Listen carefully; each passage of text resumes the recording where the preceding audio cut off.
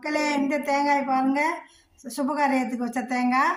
நம்ம இந்த மாதிரி சாமிக்கோ எங்கேயோ குலதெய்வத்துக்கோ படைத்த தேங்காய்களை நம்ம வெள்ளைப்பூடு வெங்காயம் சமையலில் யூஸ் பண்ண மாட்டோம். இதை நான் இப்போ தேங்காய் பருப்பி அல்ல தேங்காய் லட்டு செஞ்சு காமிக்க போகிறேன். வாங்க பார்க்கலாம். 2 தேங்காய் இருக்குது. 2 தேங்காய் 2 மாதிரி செஞ்சு காமிக்கிறேன். 2 தேங்காயை உடைச்சி நல்லா பல்லாக எடுத்து இந்த மிக்சியில் போட்டு தான் துருவ போகிறேன்.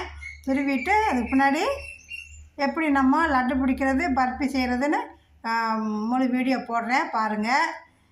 இப்போ இந்த தேங்காயை மஞ்சளாக இருக்கு இல்லையா, அந்த மஞ்சளை நம்ம கழுவ போகிறோம்.